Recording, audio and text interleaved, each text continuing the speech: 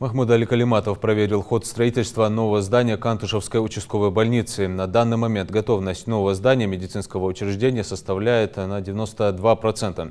Строится оно в рамках программы «Модернизация первичного звена здравоохранения Республики Ингушетия» национального проекта «Здравоохранение». Глава республики проинспектировал выполнение строительных работ, руководитель субъекта задавал уточняющие вопросы о ходе строительства и функционирования больницы. Так, глава региона поинтересовался, работает ли при медицинском учреждении скорая помощь. Руководитель субъекта обратил внимание на оснащенность медицинского учреждения оборудованием, а также внес предложение о том, как обустроить территорию перед больницей. Кроме того, он раскритиковал тех, кто при возведении объекта не выполняет свои обязанности должным образом. В заключении инспекции Кантышевской участковой больницы глава Ингушетии положительно отметил эффективность работы медицинского учреждения. Так он заявил, что больница позволяет обеспечивать медицинской помощью населения ряда сельских поселений.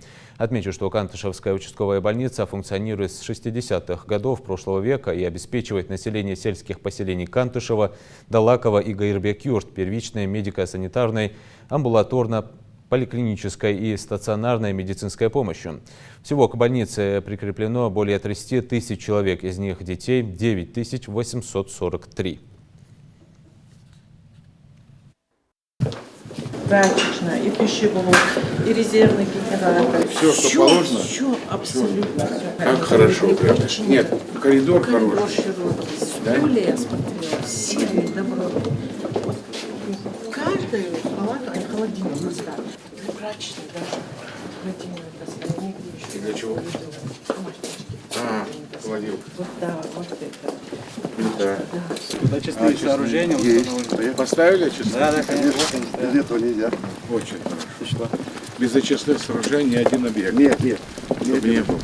У нас будет 30 коек, увеличили до 60 коек.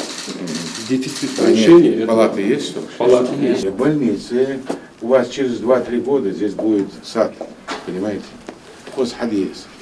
А там какие-то вопросы есть, там, если есть возможность, там, подрядчик, там, какие-то скамейки, закажет, поставит, там, только вы определите, где там тропинки будут, где сидеть можно. Тех людей качественных, кто работает, награждать их надо, помогать им надо.